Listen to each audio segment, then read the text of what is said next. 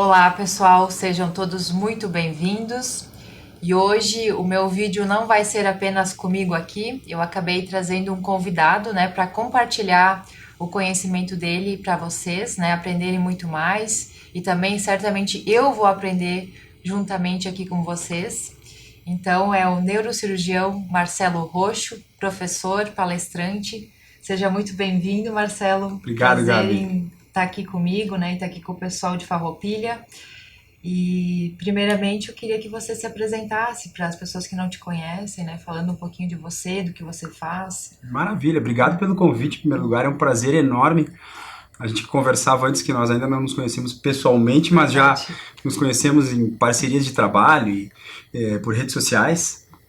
É um enorme prazer poder estar aqui agora, pessoalmente, a gente conversar, trocar essa ideia, bater um papo Isso aí. sobre os temas relacionados, sobre o que eu falo, sobre o que tu fala, que não deixa de ser uma continuidade. Então, meu nome é Marcelo Rocha, eu sou palestrante, eu sou professor de medicina na faculdade, na UX, e sou neurocirurgião. Estou em Caxias já desde 2016, mas eu já estou no mundo da neurociência há pelo menos uns 15 anos, contar a faculdade, que eu sempre me envolvi em monitorias, em artigos científicos, em pesquisa, então eu estudo neurociência já há bastante tempo e de um tempo para cá eu comecei a perceber que a neurociência ela tem muito mais aplicação prática do que parece. Então eu gosto bastante de trazer temas relacionados com neurociência que possam agregar na vida, no cotidiano, no dia a dia das pessoas. E acho que isso tem muito a acrescentar no dia a dia de qualquer pessoa, né? Qualquer que seja a atividade, a profissão. Então eu acredito muito nessa ciência democratizada. Eu acho que isso é um assunto de interesse amplo aí da sociedade. Certo, Marcelo. E assim, dentro da tua visão hoje de estudos, né, do que você considera importante, por exemplo, até para você e para as pessoas que convivem contigo, quando a gente fala de amor próprio, né, que é um tema que eu trago muito aqui para as pessoas que eu debato, né, e até nos meus atendimentos, o que você hoje considera importante, né, dentro da tua visão para construir, né, esse amor próprio? Com certeza. O que eu vejo como primordial em termos de amor próprio hoje está relacionado muito com conquistas e com, em primeiro lugar, eu acho que a premissa, o ponto de partida, ele deve ser estabelecer propósitos. A gente tem que ter um propósito, a gente tem que entender qual é o nosso lugar no mundo e tentarmos buscar isso, né, com base em nossos valores, com base no que a gente quer, no que a gente espera.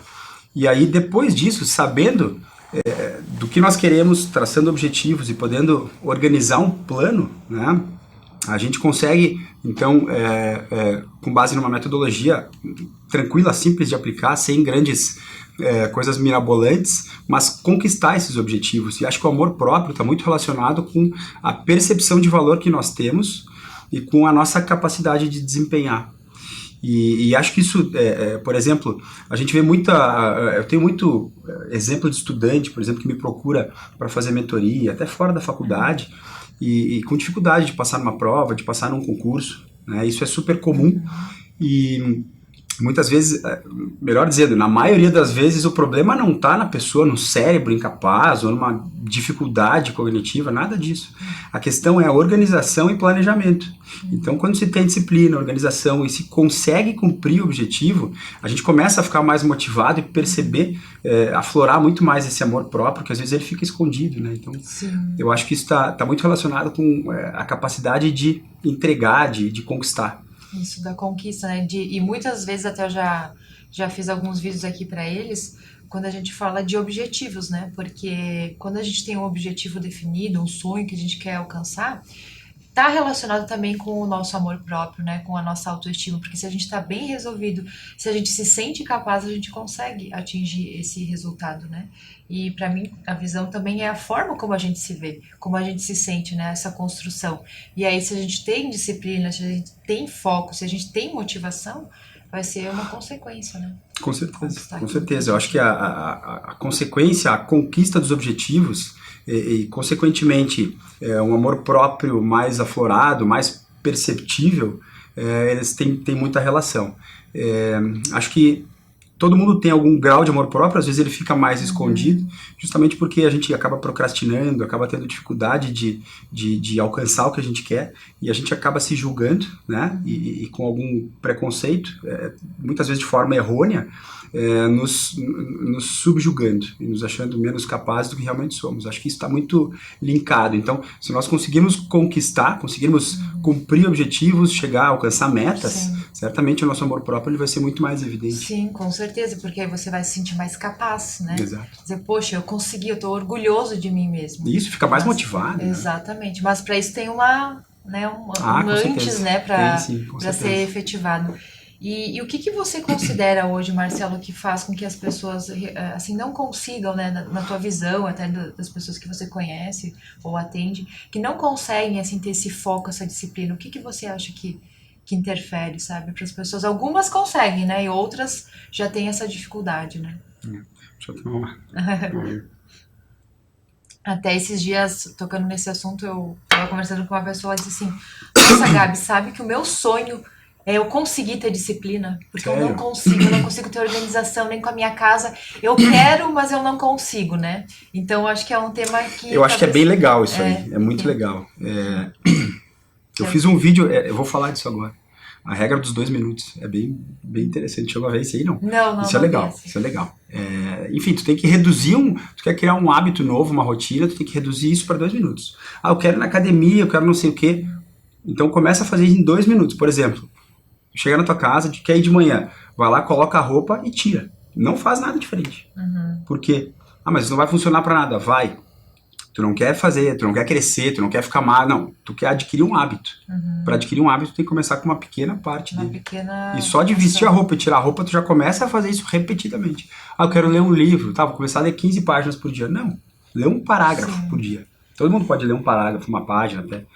Tá, mas isso aí não vai acrescentar, vai demorar 1 ano. É adquirir o hábito. Sim. Não é ler o livro.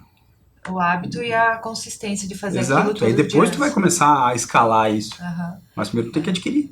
E até isso tem muito a ver até com a questão, por exemplo, de fazer atividade física, né? Aquela pessoa, não, eu quero, Muito. agora eu tô determinada a ir pra academia. Aí a pessoa, não, vou 6 vezes por semana, né? Aí que tá. Então acaba sendo, acho que algo muito distante da realidade que ela tá vivendo. Tu sai do zero pra ir pro workaholic total, vai na academia. Exatamente. Não, calma. Então é um passo de cada vez, assim. Isso aí. Acho que a grande questão pra gente ter foco e conseguir alcançar metas, alcançar objetivos, não é querer dar um passo maior que a perna, porque a gente não vai sair do sedentarismo para ir para academia 3, 4, 5 vezes por semana. A gente não vai começar a ler, começar a nos tornar uns leitores, que a média de leitura no Brasil a gente sabe que é 2,5 livros por ano, né, por habitante. A gente não vai começar a ler lendo 20 páginas por dia para querer ler, sei lá, 30 livros por ano. A gente tem que começar a ler 1 página por dia. A gente tem que começar, na hora que quer ir para academia, colocar a roupa, vestir a roupa, colocar os tênis e depois tirar. Mas aí a pergunta mas não vai adiantar nada. Vai. A ideia não é fazer hipertrofia, perder peso, a ideia não é ler o livro, a ideia é adquirir o hábito. Então, para adquirir um hábito, e aí os mini hábitos, que são pequenos hábitos que a gente vai incluindo na rotina, eu adoro falar sobre isso, porque a nossa evolução pessoal, ela não acontece de forma consistente com grandes sobressaltos, né? Tu sai do 0 para 50, para 100, não. Tem que sair aos pouquinhos, 1, 2, 3. E é assim que a gente vai evoluir de maneira consistente. Se não tem uma base sólida, o castelo vira um castelo de areia, né? Sim. E isso você se refere assim para qualquer coisa? Para qualquer... Sim. Quase qualquer hábito, quase qualquer tipo de rotina, a gente consegue reduzir para 2 minutos. Se tu conseguir reduzir ela a 2 minutos, isso é o ideal, eu considero, para incluir na rotina de forma consistente como um hábito novo, para que aquilo se consolide, para que fique na rotina. O que mais acontece? A gente está gravando essa entrevista aqui num final de ano. Então, essa época as pessoas começam a rever o ano e a pensar no próximo ano, né? E aí, o que elas fazem? As listas, famosas listas de ano novo. Sabia que no fim do ano, 4% cumprem as listas de ano novo. Por que acontece isso? Porque geralmente a expectativa está muito desajustada. Não é porque a pessoa é incapaz, mas a pessoa acaba se sentindo incapaz, se frustra. Mas porque a lista ela estava distorcida. quer fazer exercício, vai querer ir 3, 4, 5 vezes por semana. Quer começar a ler, vai ler um livro a cada não sei quanto tempo, a cada 15 dias, um mês que seja. Tem que ser mais gradual, mais lentamente isso. Quando a gente consegue fazer isso de forma lenta e gradual, a tendência é de que a gente consiga, de que a gente venha para esses 4%, né? Que a gente consiga manter isso como um novo hábito na nossa vida. Eu gosto de falar sempre que a gente tem que lutar para construir uma rotina, certo? Mas essa rotina que a gente vai fazer com trabalho, com disciplina, a gente tem que proteger ela para que depois de um tempo ela nos proteja. E mesmo que a gente queira, a gente não consegue sair dela mais. E aí vira uma coisa estruturada e vira algo que se conquista objetivos mesmo. Interessante isso, não sei se tem a ver, mas eu lembrei agora de mim mesma, né? Eu, por exemplo, no passado não tinha hábito de comer saladas, né? Só que eu sabia que fazia bem. Aí o que eu comecei a fazer? Não, eu tinha consciência disso, eu preciso inserir isso na minha rotina, mas eu não gostava, né? Aí no início era aquela coisa, que ruim, só que eu mantive o hábito. Né? Eu mantive o hábito e depois foi uma coisa natural. Hoje eu gosto, né? Então até o exemplo para alimentação. É bem por aí. O primeiro passo é nosso. Sim. E tem que ser, porque a motivação ela vem depois da disciplina, não vem antes. A gente primeiro tem que organizar a rotina, tem que ter o objetivo muito claro, justamente para a gente manter esse propósito em mente e conseguir estruturar a rotina. E no dia que a gente acorda cansado, por exemplo, a gente levanta e faz o que tem que fazer porque tem em mente esse propósito muito claro. Depois de um tempo a gente começa a ver resultado, aí é que a motivação ela aflora muito mais. Isso. E aí que a gente vai em busca do nosso amor próprio, resgata, né, e consegue conquistar objetivos. Sim, com certeza, porque se a gente atinge, automaticamente a gente vai se sentir bem com a gente, né? Naturalmente. Mas então, falando isso, agora, Marcelo, me vem. Então, o primeiro passo é o planejamento.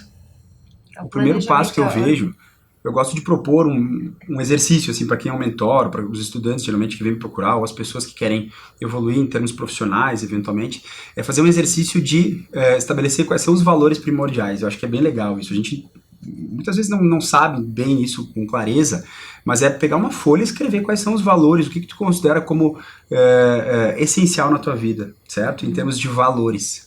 E com base nisso, a gente tem que tentar fazer tem que ter uma vista, olhar de fora, né? Afastar um pouquinho, porque a gente, quando vê muito perto, fica meio míope às vezes. Então, afasta um pouco e vê o panorama, a grande figura assim, da nossa vida, para entender se tem que ajustar alguma coisa, mudar algum objetivo ou se nós estamos no caminho, certo? E acho que com esse exercício inicial a gente consegue estabelecer objetivos e determinar em que tempo a gente quer alcançar eles, que seja algo racional, algo não muito um salto enorme, né? Então acho que essa forma de iniciar é uma boa maneira. E tu concorda assim, em fazer planos mais pontuais, por exemplo, anual, daqui a 5 anos, esse planejamento assim a longo prazo? Ou tu acha que isso não... Eu acho que sim. Eu acho que essa estratégia justamente de iniciar pelos valores e traçar objetivos com base no que a gente considera essencial na nossa vida é algo alinhado com um plano de vida, vamos dizer assim, não é um plano de objetivos, né? Porque os nossos objetivos eles têm que estar alinhados com o que a gente quer para a nossa vida, naturalmente. Então, traçar objetivos, a gente tem que ter, de preferência, curto, médio e longo prazo. Tem que ter essa organização, certo? Então, assim, eu quero começar a ler, para que tu quer começar a ler? Porque tu tem que ter teu objetivo. Quero começar a ler para passar num concurso, quero começar a ler para me aprimorar profissionalmente, conseguir uma promoção, algo nesse sentido. Então, tu vai conseguindo alinhar os objetivos com o teu plano de vida. Isso eu acho que tem que estar alinhado, sim, porque senão vira uma série de planos, de objetivos de curto ou médio prazo, e no fim a gente não sabe se eles vão se conectar. Então a gente tem que procurar conectar isso. E eu sempre falo também que tem que ter um propósito, né? Até pra gente estar aqui, por exemplo, antes dele chegar, né, a gente tava conversando, por que eu tô trazendo convidados? É justamente para a pessoa, né, poder expor o conhecimento dela, porque é diferente só eu falar. Então, quando estamos em grupo ou em mais pessoas, para mim eu considero isso super importante, né? Nós não nascemos sozinhas, não fazemos nada sozinhos. A gente tá numa humanidade que a gente precisa um do outro.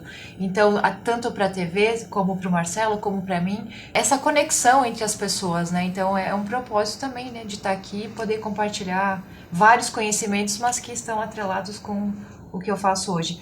E uma das coisas também que acontece tanto nos meus atendimentos como pessoas conhecidas, enfim, que a gente conversa diariamente, é a questão da autossabotagem, né? Que muitas pessoas hoje têm um nível muito grande de autossabotagem. E ela pode acontecer de várias formas, né? Em vários aspectos e em várias áreas da nossa vida.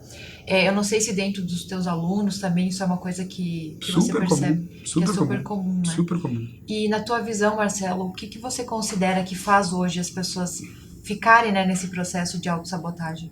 Eu acho que tem duas coisas. A raiz disso, a meu ver, é a procrastinação.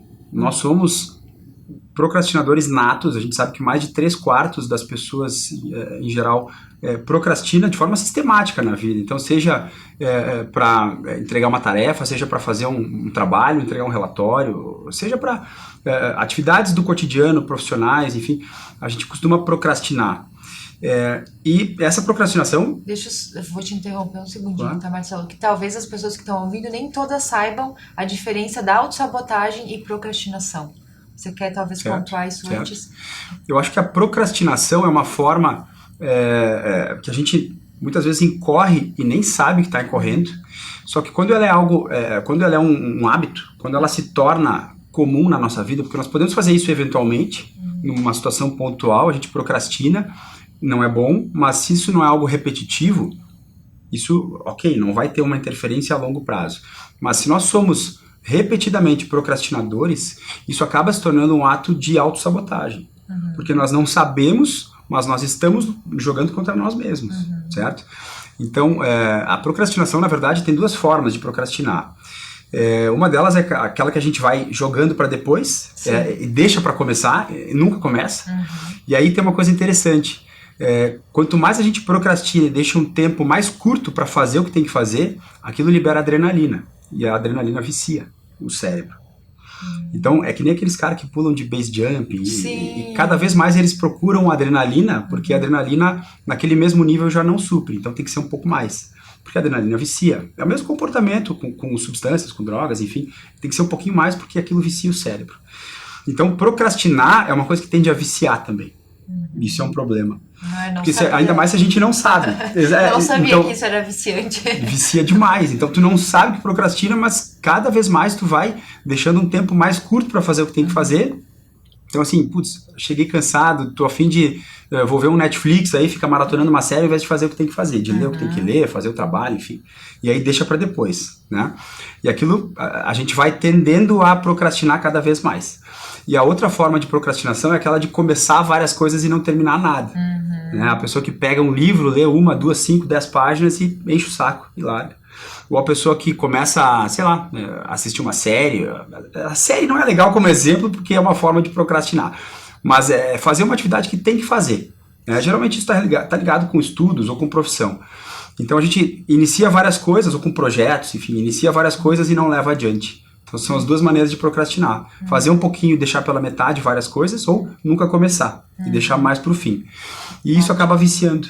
E cria um mecanismo de vício no nosso cérebro. Está muito relacionado com uma substância, um neurotransmissor chamado dopamina, né? Que a dopamina é o neurotransmissor da motivação e tem muita relação com esse ciclo vicioso de procrastinar. A gente costuma procrastinar com atividades que nos dão prazer imediato. Ou seja, redes sociais, a gente vai lá rolar feed, cada rolada do feed, cada expectativa de próxima postagem é uma pequena descarga de dopamina no cérebro. A gente procrastina com séries, por exemplo, vai lá ver uma série que é sempre mais interessante do que ler um livro, né? Porque as séries elas são feitas para nos prender naquele looping que a gente nunca quer abandonar, então tudo isso vai liberando dopamina no cérebro. E cada vez mais a gente a gente precisa de mais quantidade de dopamina, e a dopamina está ligada com adrenalina também. Então a gente tem mais desses neurotransmissores quanto mais a gente procrastina. Então é difícil sair desse ciclo vicioso e a pessoa acaba se tornando um autossabotador, sem perceber, sem querer. Então mesmo que a pessoa queira conquistar objetivos, queira progredir, queira prosperar, ela não entende por que ela não consegue. Entendi. E tem alguma forma saudável de liberar dopamina? Agora me fez... Tem várias, eu adoro falar sobre isso. Primeiro, tem um psicólogo do Vale do Silício que ele começou uma estratégia chamada jejum de dopamina. Tá? Isso é uma estratégia até um pouco radical, acho que não precisa começar por isso, mas é uma estratégia que acabou virando febre, principalmente, e começou nos empresários do Vale do Silício, daqueles empreendedores que são, eles acabam fazendo coisas disruptivas e acaba alastrando para o resto do mundo, né? Então o jejum de dopamina é você ficar um período, e ele sugere 1 mês, sem celular, por exemplo. É uma coisa meio drástica. É bastante tempo. Mas assim, começar uma semana, por exemplo, ainda é muito tempo, mas pensa o seguinte, até, sei lá, 20 anos atrás, não sei, eu já nem me lembro. Eu já tô meio... Mas assim, eu não tinha celular, por exemplo, quando eu era adolescente, eu fui ter quando eu era mais velho. E a gente vive sem. Hoje em dia as pessoas acham que não vivem, mas vive sem. Se a gente conseguir abandonar, começa por um dia então. Né? Mas se a gente conseguir abandonar por um período, você vai ver que fica ansioso, tem gente que fica... tem gente que tem febre, tem uma síndrome de abstinência quando fica afastado do celular, por exemplo. Porque aquilo vicia, chama nomofobia, o vício em redes sociais. Mas se a gente conseguir afastar por um dia, por exemplo, a gente vai entrar num tédio, só que o tédio faz parte da humanidade. A gente não tem sempre prazer a todo momento. É isso que se busca hoje. Prazer a todo momento. Rede social, é comida com doce, com gordura, que não existe na natureza, mas que nos alimentos industrializados tem muito.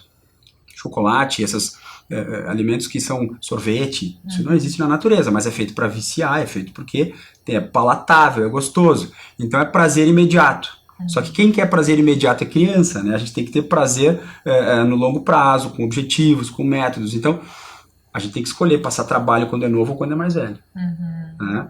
Num dos dois momentos a gente vai ter que passar algum trabalho, seja para fazer força e manter uma rotina para depois conquistar o que quer conquistar, ou viver com base no prazer imediato e pagar o preço depois. Então, sair desse prazer imediato, uma das estratégias é o jejum de dopamina. Uma outra, que é mais fácil, eu considero bem mais fácil, é tomar banho gelado, por exemplo. O banho gelado, ele libera a dopamina. E tomar banho gelado de manhã cedo é uma ótima estratégia para ficar mais focado e para não procrastinar. Queria ver o inverno nosso aqui, o pessoal tomando banho gelado. Você tomou no inverno? Tomei, o inverno todo. Inverno todo, então, 4, 5 graus. Essa vai ser uma dificuldade para mim. Mas assim como o resto, tem que ser aos poucos. Então. Mas libera, é capaz de liberar neurotransmissores que melhoram foco, concentração. E essa liberação dura aí 2, 3 horas depois, por exemplo. Então, começa o dia assim com um boost de energia, né? Com um up. E isso tanto de manhã como de noite ou é aconselhável de manhã o banho gelado? Tem que ser antes das 3 da tarde, porque depois começa a ter risco de ter insônia, dificuldade para dormir, porque te deixa mais alerta. Então o melhor é fazer isso de manhã. Se tu fazer isso de tarde ou até de noite, aí pode ter risco tipo café? Não tem nada a ver. É melhor que café. Melhor que café. Porque o café também, a gente começa a ter necessidade de tomar mais e mais. Né? Pensa numa chave fechadura, tá? A gente tem uma substância no cérebro chamada adenosina. E o café, a cafeína chega lá e ela se liga no receptor e a gente fica mais alerta. Porque na verdade ela compete com o receptor de adenosina. A adenosina nos deixa mais sonolentos. E a cafeína vai lá e ela ocupa o receptor da adenosina, ela entra como se fosse a chave reserva, e ela entra no receptor e não deixa a adenosina se ligar. Então a gente, com menos adenosina, a gente fica mais desperto. E a cafeína faz isso porque ela não deixa a adenosina se ligar. Mas acontece que com o tempo a gente acaba se acostumando, o cérebro se acostuma. Mesma coisa. E aí tem que tomar mais e mais café. O banho gelado não tem esse vício, essa tolerância. Mas aí, por exemplo, para ir pro banho tem como começar com quentinho e ir pro gelado? Tem. Só gelado. Os trabalhos científicos mostram que mais ou menos 12 minutos por semana tá adequado já. Então se tu tomar um banho aí de 2 minutos, banho gelado, tá? 1,5 minutos, 2 por dia. Já durante 6 dias aí já tá ótimo. E com todo o corpo embaixo, né? Não é só o pezinho lá. O ideal seria banho de imersão. Isso seria o ideal. Não dando banho de imersão, aí tem que botar a cabeça e entrar no chuveiro mesmo. Mas o legal, sabe o que é, Gabi? É a gente, quando tá embaixo da água gelada, que a tendência é a gente começar a se tremer, querer se chacoalhar, né? Pra gente se esquentar. É a gente respirar fundo e entender que aquilo ali não vai fazer mal. Sim. E perceber que o controle está com a gente. E eu acho que é muito da mente também, né? Totalmente. Já tô tremendo antes de entrar no banho. Quem faz essa experiência depois vem me dar depoimento, me dizer, agradecer, porque o controle é mental. Então, além de ter essa liberação de neurotransmissores que vai nos fazer ficar mais alerta, mais desperto e mais focado, também é um ato de resiliência. A gente começa o dia já ganhando a primeira batalha, né? Pois é. Porque tu pensa, eu quero sair desse banho, mas eu vou ficar, não vai me acontecer nada. Vai passar frio ali um pouquinho. E aí vai tremer um pouquinho, é normal, a gente tem que liberar calor, e a forma de liberar calor é tremor, né? Mas depois o efeito, tu faz uma coisa chamada termogênese, tu libera calor de dentro do corpo, né? Então, esses efeitos todos, eles são super benéficos. Olha só. Prometo que eu vou fazer isso pelo menos uma semana para testar. Depois me conta. Depois eu te conto, Marcelo. Muito legal. E assim, voltando ao assunto da autossabotagem, Marcelo, que dica assim você daria então para o pessoal aí que está nos ouvindo e que assim, eu acredito que 90% das pessoas têm em algum nível, né, em alguma área da vida, até eu mesma, né, algum processo ali de autossabotagem ou procrastinação. Sim. Qual dica assim prática, pontual que o pessoal já poderia colocar, né, em prática hoje ou amanhã já, Então, no dia a dia? tendo em mente quais são os objetivos, o que a gente quer na vida, né? Quais são, de forma organizada, a gente sabe que tem que ter disciplina, tem que ter foco. Mas como é que se tem foco na prática? Isso é bem interessante. Existem algumas formas de a pessoa que está começando nessa jornada, que ainda não tem uma rotina tão forte, tão estruturada e quer estruturar, conseguir obter mais foco. Tá? A primeira delas, e sem a qual não existe forma alguma de obter alta performance, ou seja, de conquistar objetivos, de ser uma pessoa que dá o seu máximo, né, para a gente não ficar sempre a 50%, para a gente ser alguém que conquista, que dá o seu máximo, é ter um sono de qualidade. O sono é fundamental. Sono não é uma coisa que um tempo atrás até o próprio pessoal do Vale do Silício, que é um lugar que dita muito a moda entre pessoas de alta performance, eles tinham a tendência de dormir muito pouco, 3, 4, 5 horas por noite, e eles se vangloriavam de conseguir fazer o que faziam. Mas aí a gente sabe que muitos deles usavam algumas substâncias, medicações, enfim, que deixam mais despertos, mas eram as chamadas smart drugs, né, que são medicações que deixam mais despertos. Aquilo não é natural. A gente sabe que o adulto precisa, em média, de 7 a 9 horas de sono por noite, segundo a Organização Mundial da Saúde. E o sono é fundamental para uma série de funções cerebrais, de liberação de hormônios, de bem-estar. Ele dá um reset no cérebro e ele prepara o cérebro para o próximo dia, certo? E aí existe toda uma série um conjunto de ações que a gente pode fazer ao longo do dia para manter uma boa noite de sono, chamado higiene do sono. A gente tem que imitar, vamos dizer assim, entre aspas, o ciclo de dias e noites que a humanidade sempre viveu. Então, de manhã cedo, uma luz branca, mais claridade, mais atividades físicas, atividades que demandam esse comprometimento maior. Quando chega à tarde, a gente tem um outro neurotransmissor no cérebro que começa a ficar mais, que é produzido em maior escala, que é a serotonina, que é o neurotransmissor do bem-estar. Então a gente começa a dar aquela amaciada, assim, a gente tem que baixar um pouquinho o giro. E aí é bom para fazer, por exemplo, estudar idiomas, para meditar, para fazer uma aula de computação, de informática, algo assim, mas de música, mas que não necessariamente vai te deixar tão agitado. E aí de noite, baixar a luz mais amarela, menos luz branca, 1 hora de dormir pelo menos sem tela, sem televisão, sem celular, porque a luz branca ou a luz azul, elas são comprimentos de onda, são tipos de luz que nos deixam mais acordados e prejudicam o sono. Nosso hormônio do sono chama melatonina. E a luz do celular ou a luz muito branca, elas são capazes de inibir a produção de melatonina. E a gente tem dificuldade de dormir. Olha só, Então, cumprindo isso, tentando imitar um ciclo de dias e noites com luz, conforme vai chegando mais de tardezinha, mais à noite, é uma luz amarelada que depois cai, diminui. A gente vai induzindo o nosso cérebro a ter sono. E a gente tem que tentar ter uma rotina de sono. Dormir geralmente próximo do mesmo horário, acordar próximo do mesmo horário, independente de qual seja, que encaixe na sua rotina. Mas tentar fazer uma rotina de sono que se reproduza. Isso é base para qualquer pessoa que quer ter uma conquista de objetivos de forma prática, sistemática. O sono é fundamental. Olha, muito interessante. E eu hoje nem tenho TV no meu quarto, né? Justamente por isso. Não, também procuro não ficar com o celular, mas eu sei que muita gente faz isso, né? Muita gente vai deitar, às vezes pega no sono, cai o celular na cara. Pois é. Isso atrapalha o sono. A gente acha que dormiu 8 horas de noite e quando vai monitorar o sono, vê que o sono foi um sono de péssima qualidade. Não é só o tempo, a gente tem que ter um sono de qualidade. Então, até o pessoal que está nos ouvindo tentar fazer um teste, né, Marcelo? Quanto tempo talvez eles poderiam, uma semana, fazer, testar, vou ficar sem celular de noite, não vou assistir pelo menos por 1 hora antes, para ver qual vai ser a tua qualidade de sono, Exato, né? exato. Eu acho que dá pra gente pôr em Exato. prática mesmo, Colocar né? em prática, evitar celular, evitar televisão, 1 hora de dormir pelo menos, refeição pesada, 1 hora de dormir pelo menos, Nossa. atividades físicas, de preferência até no máximo ali umas 5, 6 da tarde para não prejudicar o sono. O café preto. O corpo fica acelerado também com a atividade Fica física. fica bastante. O cafezinho, até as 3 da tarde no máximo, porque ele demora 12 horas para sair do organismo. Olha só. Então, em 6 horas, pelo menos, a gente vai ter o que a gente chama de meia-vida, né? No máximo até umas 3 da tarde. Se a gente toma café daquela forma meio querendo quanto mais melhor, até o fim do dia e tal, isso atrapalha bastante o sono também. E agora uma pergunta, que aqui na região é bem típico o chimarrão, ele acaba influenciando também? A erva mate tem cafeína também. E também é uma das formas até de consumir em cápsula, né, de erva mate, para ter uma dose de cafeína. Para quem não toma café, não gosta de café, enfim, às vezes tem uma gastrite, alguma coisa, tem gente que toma em cápsula, né, ou cafeína, ou de erva mate. Mas tem cafeína, e o ideal é consumir chimarrão ou de manhã ou até metade da tarde, no máximo, para não atrapalhar. Muito bom, Marcelo, muito bom. E agora, para a gente finalizar, então, o programa aqui, eu queria que você deixasse uma mensagem para eles, né? Agora a gente está em final do ano já, tudo que você falou aqui, a questão de foco, meta, né? Determinação, disciplina. Qual dica, né? O que você gostaria de deixar de mensagem para o pessoal, Marcelo? Eu gostaria que as pessoas considerassem isso esse papo que a gente teve aqui, pensassem para suas vidas o que faz sentido, o que não faz sentido, e que de forma profunda se propusessem uma reflexão de verdade, se já fez antes, mas que façam de forma um pouco diferente agora, tentando estabelecer pequenas conquistas, e que a cada pequena conquista ao longo do próximo ano se recompensem. Porque a pessoa que conquista alguma coisa, por menor que seja, merece uma recompensa.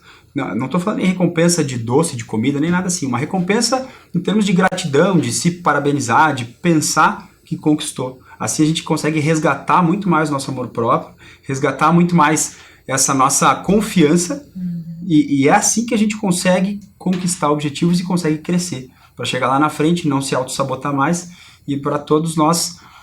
gostaria muito que fôssemos pessoas com muito mais amor próprio, mais autoconfiança, e que conquistassem o que se propõe a conquistar. Isso aí então, Marcelo, que 2023 possa ser um ano aí de muitas realizações, né, para todos nós. E eu queria te agradecer, né, por ter aceito o convite. Eu aprendi muito contigo hoje. Que legal. Né? Acredito que as pessoas também em casa.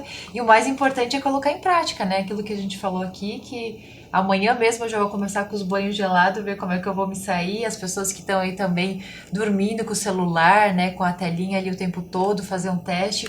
Porque o propósito é esse, né? Trazer os convidados aqui e a gente conseguir executar isso no nosso dia, tá? Muito obrigada, Marcelo. Eu agradeço mais uma vez o convite. Tem aquela frase que diz que conhecimento é poder. Na verdade, conhecimento só é poder se a gente coloca em prática. Então, o convite é para colocar na prática o que a gente fala. E obrigado pelo convite, cara. É um prazer enorme.